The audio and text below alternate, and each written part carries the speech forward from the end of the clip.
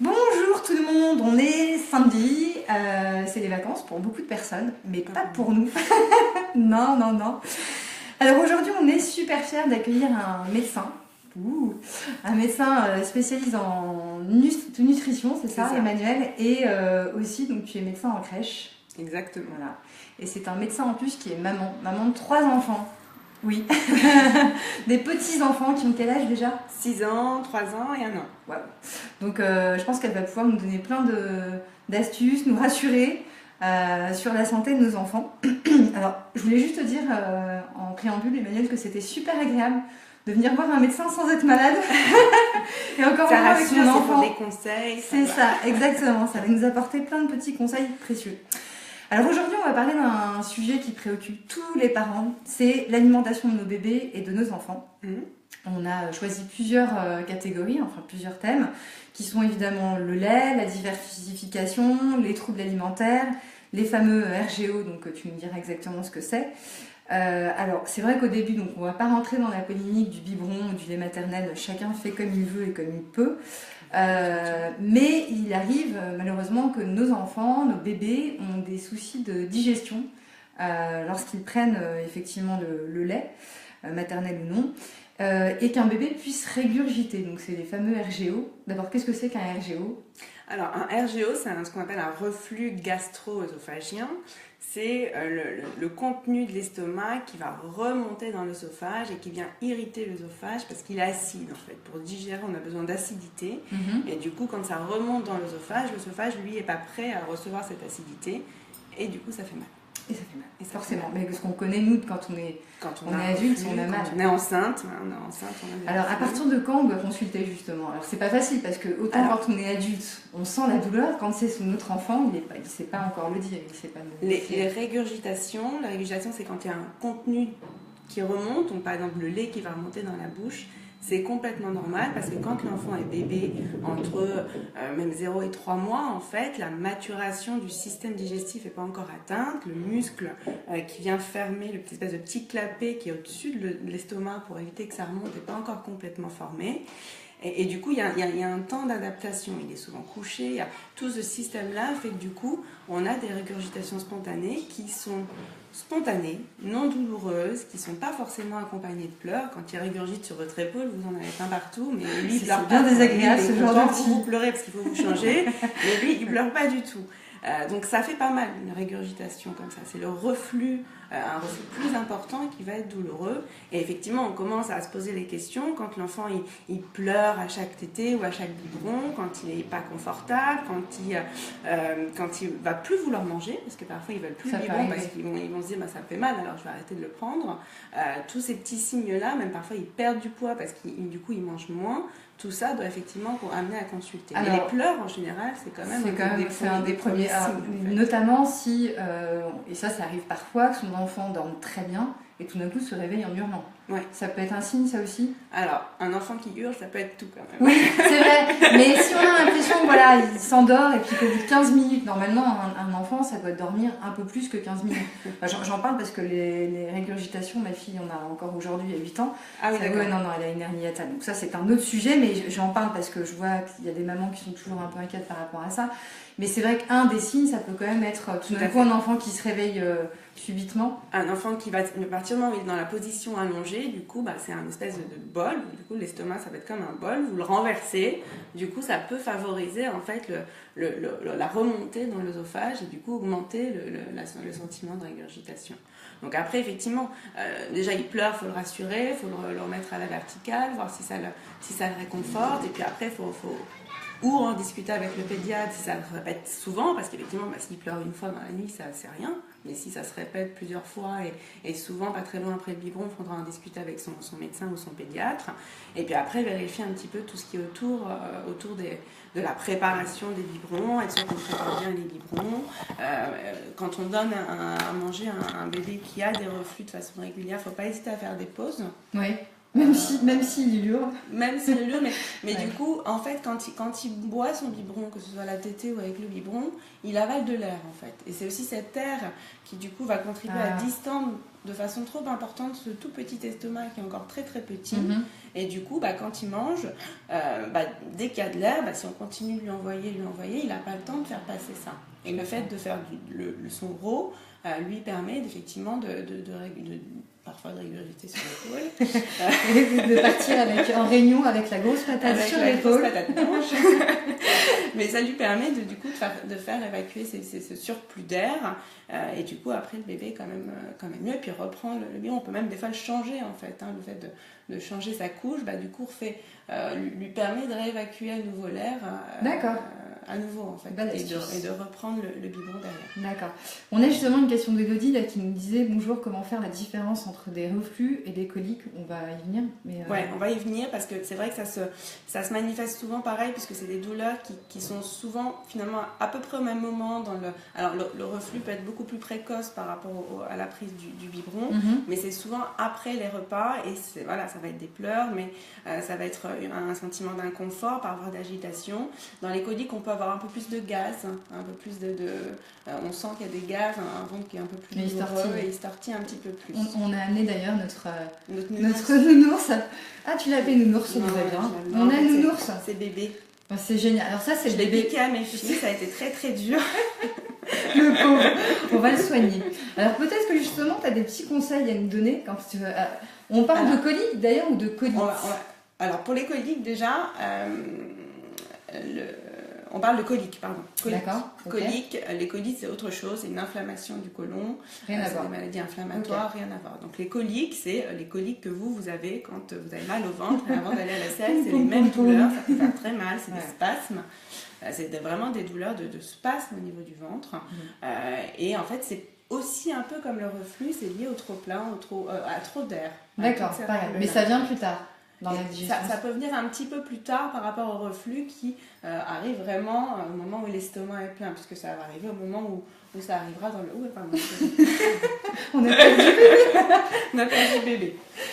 Donc déjà dans la prise du biberon, il faut vraiment installer le plus confortablement possible, avoir la tête qui... j'ai oublié, tiens. Avoir la tête qui est bien dans l'axe du corps, qui soit un peu penchée, donc plutôt le plus... vertical possible, pas trop couché parce que du coup pareil ça va être gêné et il aura plus d'air du coup dans les biberons. Lui mettre son biberon, je l'ai pas pris pardon, mais en tout cas on a trouvé un biberon. Je vais faire de la pub. Autre chose. Un stylo. Allez tiens. Hop, le pauvre.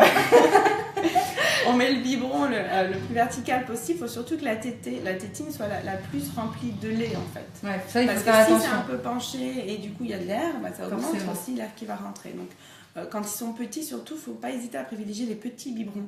D'accord. Les 125 au lieu des 240, voire des 300. Ça limite parce que du coup il y a moins de volume et du coup c'est plus confortable. Je sais aussi que c'est compliqué parce que c'est probablement le seul moment quand on est parent où justement on a le temps de pianoter sur son téléphone et de chercher plein de choses. Et de chercher plein de choses, mais il faut justement que ça soit un moment calme. Oui, tout à fait. Vous savez quoi? Il vaut mieux prendre le temps, ces 15 minutes à bien donner le biberon. Au moins après vous avez une journée plus tranquille, je pense, que d'essayer de faire plein de choses. C'est pareil, difficile, les coliques c'est aussi un problème de maturité digestive. C'est un peu le même système que pour les reflux, c'est que tout n'est pas encore complètement terminé avec son nez, mais la maturité digestive n'est pas complètement atteinte. Donc voilà, ça dure un certain temps, en général jusqu'à 3 mois, voire parfois un peu plus tard, mais c'est quelque chose pour lequel les choses vont s'améliorer assez spontanément. On parle des 100 jours souvent d'ailleurs. C'est vrai ça, cette histoire? C'est à peu près ça? Ouais. Ok, faut faire comme les prisonniers dans les cellules. Compter les jours. Avec un petit bâtonnet. Ok, donc ça c'est pour l'étape lait. Donc notre bébé grandit. Après, il y a encore d'autres petites choses à faire pour l'améliorer, pour les coliques. Faut le calmer parce que ça fait très impressionnant en fait ces douleurs qui lui il hurle, donc il faut essayer de le rassurer le plus possible.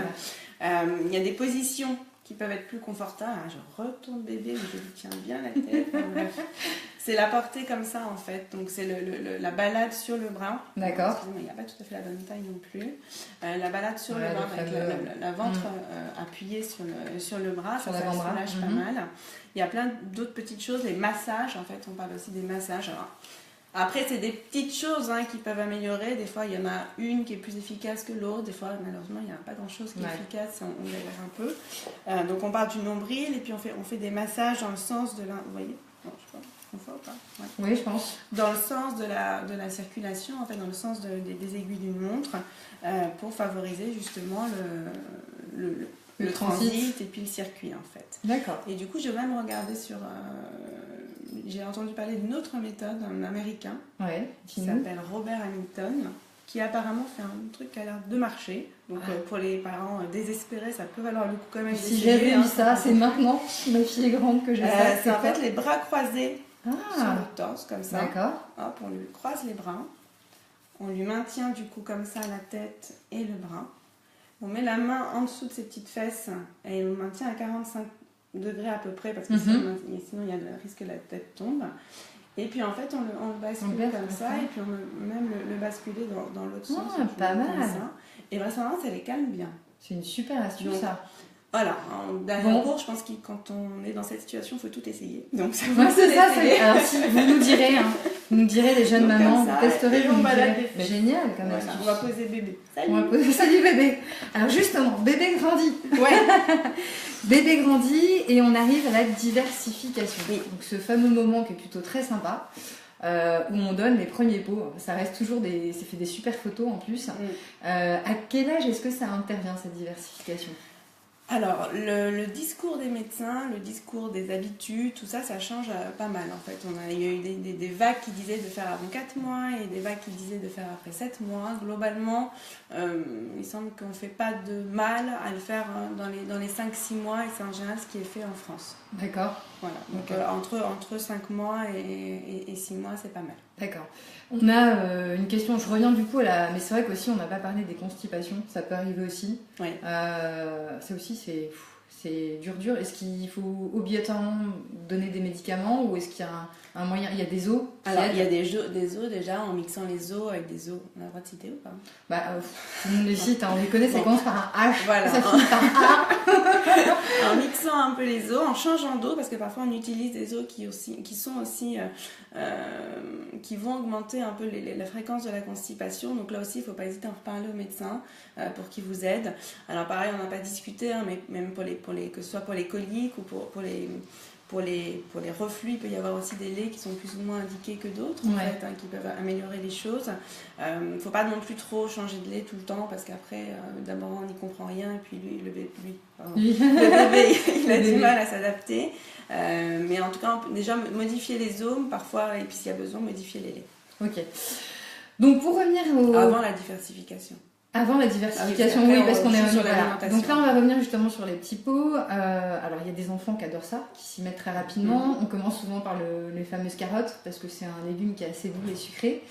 Et puis, il y a des enfants qui aiment tellement ça, en fait, qui réclament. Comment est-ce qu'on fait pour justement garder aussi le lait? Parce que je pense qu'il faut garder quand même ce rythme de lait. Et pour du coup combiner les deux correctement sans trop donner à manger à son enfant. Alors, globalement, les enfants, tant qu'ils sont petits, ont besoin quand même des laits en tout cas après 6 mois, des laits de deuxième âge, dits de deuxième âge, et après 1 an, des laits de croissance, parce qu'ils sont un peu différents des autres laits. Ils sont plus riches en fer, plus riches en acides gras essentiels. Ils sont plus chargés pour permettre leur croissance tranquillement. Alors, un enfant, on va dire, à partir du moment où il commence la diversification et que du coup, effectivement, il aime bien les petits pots, il a besoin que de 2 biberons dans la journée. 2 biberons de 240, 250, donc ça fait à peu près entre 400 et 500 millilitres dans la journée. Ça suffit à lui apporter ses apports. Donc en général, le matin, il prend quand même son biberon. Il y a peu de chances qu'il le refuse puisque c'est le petit-déj assez traditionnel. Si jamais vraiment il veut le petit pot le matin, on commence par le biberon et puis après on veut le petit pot parce qu'il le mangera toujours. Mais en général, il ne prend pas le petit pot le matin. Ça sera au moins un lait le soir et puis un lait le matin et puis éventuellement on lui remet un lait le soir. Et si dans la journée il veut des petits pots, il mange des petits pots. Il aura au moins ces 2 biberons et ça suffira. Mais ça suffira. Oui. Okay. On a aussi parfois la machine qui se déraille un peu. Tout va bien, il prend ses pots, on lui donne plein de légumes verts et puis on le regarde, on se dit oh, il est génial mon enfant, il mange tout. Franchement, dites pas que c'est vrai, que c'est pas vrai ce que je dis, c'est totalement vrai, on est tous comme ça. On le regarde, on dit moi mon enfant il mange des légumes verts, des épinards, tout, puis tout d'un coup bah non, il refuse tout ce qui est vert, il en veut plus du tout. Est-ce que c'est normal cette étape? Alors, il peut refuser toutes les couleurs, d'ailleurs. D'ailleurs, oui. Le rouge, l'orange, il peut tout refuser. Ça arrive. En fait, ils ont toute une période de découverte. Quand ils découvrent tous les aliments, c'est en général très, très sympa. Ils aiment les textures, ils aiment les changements de consistance. Donc, on a dit la diversification, c'est à partir de quel âge déjà? Donc, entre 5 et 6 mois. 5 et 6 mois. Donc, ils aiment tout ça. Effectivement, on essaye de commencer par les légumes parce que, bon, de toute façon, ils aiment le sucré, donc ça, c'est pas un souci. Donc, on essaye effectivement de leur tester, de faire un aliment un par un, ne pas lui mélanger tout parce qu'après pareil, si jamais il y a des choses qu'il ne supporte pas, on ne le saura pas, on ne saura plus lequel est responsable. On y va progressivement et effectivement il y a quand même un moment donné, une fois qu'il a tout testé, il commence à prendre un petit peu plus de personnalité et autant il vous dit non pour ranger ou pour venir et autant il vous dira non pour les repas aussi. Donc c'est un peu le même système, une période de néophobie qui commence dès 2-3 ans en fait, il veut plus manger. Il veut plus manger autre chose que du blanc. Hein. Souvent, c'est les pâtes, les pommes de terre. C'est ça. C'est on reste monochrome, on ne bouge plus. Voilà. Et du coup, en fait, il ne faut quand même pas trop lâcher l'affaire. Il faut lui remontrer régulièrement les aliments qu'il ne veut pas. Il faut lui montrer que ça existe encore, qu'ils sont là. Même s'il ne les prend pas, ok, on ne va pas le forcer non plus à l'entonnoir. Hein. Il ne les veut pas, il ne les veut pas. Mais il peut goûter une petite cuillère. Il finira ses pâtes, mais il goûte quand même une petite cuillère. Des fois, le fait de les mélanger dans l'assiette, de mettre les fameuses pâtes ou les pommes de terre et de mettre un peu de carottes en forme de soleil ou j'en sais rien, ça c'est pour quand on a beaucoup de temps, voilà, de les rajouter dans l'assiette, du coup, il peut quand même en prendre une au passage et se rendre compte que c'est pas dramatique. Et parfois, même ces fameux légumes verts, quand vous leur rajoutez des choses plus sympas, comme un peu de fromage, comme un peu de crème. Bon, ok, c'est blanc, je suis d'accord avec vous. Mais du coup, en atteignant les couleurs, ça peut passer un peu mieux aussi. En tout cas, il faut ruser, mais ça tous les parents savent qu'il faut toujours ruser avec son enfant. Et le fait de vous voir manger les légumes verts aussi. Et c'est ça aussi, c'est ce que j'allais dire. Si vous lui donnez les légumes verts et que vous avez les pâtes, forcément, c'est compliqué. Donc, il faut faire des efforts aussi, puis ça fait du bien pour tout le monde. Et c'est très bien. Ensuite, il y a la question d'un parent qu'on a eu sur l'appli, c'est combien faut-il donner de viande ou de poisson par jour?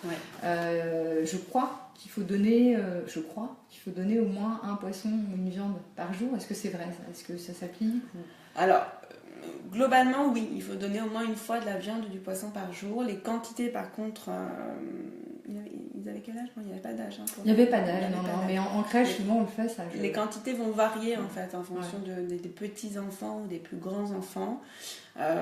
Après, c'est pareil, ça dépend aussi des coutumes et des rythmes de la famille. Si le soir tout le monde mange de la viande et que votre enfant systématiquement il n'en a pas, ça peut être plus compliqué. Donc il faudrait peut-être mieux lui donner une plus petite part le midi et puis une plus petite part le soir en fait. L'autre chose, c'est que souvent, on ne sait pas trop ce qu'ils mangent non plus en fait à la crèche. Oui, c'est ça. Alors à la crèche encore, c'est là où on peut avoir le plus d'informations raisonnablement, mais dès qu'ils passent à l'école maternelle, c'est bien compliqué. Qu'est-ce qu'on a mangé aujourd'hui On n'en tire plus rien. Ils nous font leur petit lit. Pas, donc. Et en fait, souvent, ils peuvent ne pas en manger. Donc, lui donner une petite portion le soir. Alors, c'est quoi une petite portion? Chez les tout petits, alors pour ceux qui sont à la crèche à 6 mois, c'est un quart d'œuf, hein, c'est 2 cuillères. Et puis après, à 12 mois, déjà à 9 mois, on peut passer à un tiers d'œuf, 3-4 cuillères. À 1 an, on passe à 6 cuillères à peu près. Ça fait un demi-œuf. Voilà, il peut manger un demi-œuf en portion de viande. Et puis pour les plus grands, voilà, on est entre 30 et 50 grammes par portion, c'est déjà pas mal. Donc on arrive déjà à 100 grammes chez les enfants de 10-12 ans par jour, ça suffit en fait. Très bien. On a eu des questions de papa. Alors, ça nous était très agréablement surpris parce qu'on dit toujours oui, il n'y a que les mamans qui s'inquiètent, mais c'est pas vrai, les papas aussi. Et il y en a beaucoup qui nous ont posé cette question, un peu inquiets parce qu'ils voient que leur enfant refuse un petit peu de manger, les trouve un petit peu minces, voire maigres. Est-ce qu'il y a un âge, j'imagine aussi, où il s'affine, où il change un peu, où il mange un peu moins, il ne faut pas s'inquiéter non plus. Voilà, alors effectivement, là aussi encore, ça dépend de l'âge. Oui, bien sûr. Il ne peut pas manger à 6 mois, parce qu'en général, il mange. Est-ce que c'est plus tard? Il y a aussi, dans cette même période finalement de néophobie, vers 2-3 ans, les enfants commencent à maigrir, en fait, visuellement. D'accord. Qu'ils perdent du poids, ils grandissent. Donc voilà, il y a une espèce d'équilibre entre le poids et la taille, mais c'est aussi le fait qu'ils marchent, qu'ils font beaucoup plus de choses de façon autonome par rapport à leur petite vie de moins d'1 an où ils ne bougeaient pas du transat. Donc du coup, ils dépensent beaucoup plus. Et il y a physiologiquement un moment où ils sont un peu plus minces que le petit enfant potelé. C'est ça. Il ne faut pas s'inquiéter. Donc il ne faut pas s'inquiéter. Après, il faut quand même avoir un œil vigilant, voir si quand même sur les temps de repas, il mange un minimum, etc. Mais c'est pareil, est-ce qu'il refuse tout, mais qu'il mange du pain? Enfin, je veux dire, il peut être aussi dans cette période de refus et de choix et de position. Donc faut garder de la vigilance, mais il ne faut pas non plus s'inquiéter. Il faut regarder ces fameuses courbes qu'on avait aussi nous quand on était enfant, dans le carnet de santé. Alors, il y a une nouvelle courbe, mais normalement elle est dans les carnets de santé de vos enfants et on l'a ressortie pour vous montrer. C'est celle-là en fait. Hein. Je ne sais pas si on voit quelque chose. Si, on voit très bien. Il faut plus regarder cette courbe-là, qui est la courbe d'IMC en fait, c'est-à-dire le poids en kilos sur la taille en centimètres au carré. D'accord. Et ça, effectivement, on place le point et vous voyez que physiologiquement, on a un gros bébé de 1 an et après, il maigrit. Son IMC descend et peut arriver à des chiffres assez bas qui pourraient correspondre à presque de la maigreur chez l'adulte, mais on est dans une situation tout à fait normale chez l'enfant. Et rassurez-vous, parce qu'à un moment donné, il va regrossir. Donc ça va se réinverser, parce que là aussi, pareil, il va manger un peu différemment, il va un peu moins grandir, un peu moins vite, et du coup, ça va s'inverser. Donc c'est surtout cette courbe-là, parce que les poids, c'est vrai, indépendants, d'un côté le poids, d'un côté la taille, ça peut être bien parce qu'on regarde si il est dans le bon couloir, mais c'est moins percutant que cette courbe, en tout cas moi je trouve. D'accord. Une dernière question d'une personne, donc Perrine, qui nous parle des régurgitations de son enfant, et elle dit qu'a priori les carottes et le potiron ont l'air de plus faire régurgiter sa fille. Est-ce qu'il y a des aliments qui sont un peu plus irritants pour les enfants ou les bébés qui ont des régurgitations qu'il faut éviter?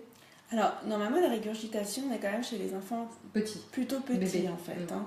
Après, peut-être qu'il y a des choses qui supportent moins, et effectivement, tout ce qui peut être acide ou peut-être un peu moins épais. Par exemple, la purée de potiron, la purée de carotte, si elle n'est pas bien mélangée à la pomme de terre, elle peut être un peu trop liquide. Mais dès qu'on arrive sur des aliments plutôt solides, en général, ça passe bien. Il ne faut pas hésiter des fois à ce qu'il y ait un peu plus de morceaux, que l'aliment soit plus solide pour mieux être supporté. Mais normalement, chez l'adulte, il y a effectivement des aliments qui favorisent les reflux, comme des choses très épicées, le café, des choses comme ça. Mais ce n'est pas des aliments qu'on a souvent tendance à donner aux enfants. Donc, non, on évite ça. Le café, je pense qu'on est tous d'accord. Ils sont bien excités comme ça. Voilà. Bon, écoutez, on espère avoir répondu à beaucoup de questions. On fera un autre sujet qui sera sur la santé de nos enfants, de nos bébés avec Emmanuel. Merci beaucoup Emmanuel merci à vous d'être intervenu et ça fait du bien de voir une médecin maman aussi qui a les mêmes inquiétudes que vous complètement qui nous disait que voilà elle aussi hein, elle a ses crises pas d'angoisse mais parfois de crainte par rapport et ben oui c'est normal. Ouais. Merci beaucoup et n'hésitez pas à nous poser des questions donc, sur l'application 0+0 c'est gratuit donc disponible sur iPhone et Android. À très bientôt, au revoir. Au revoir, merci.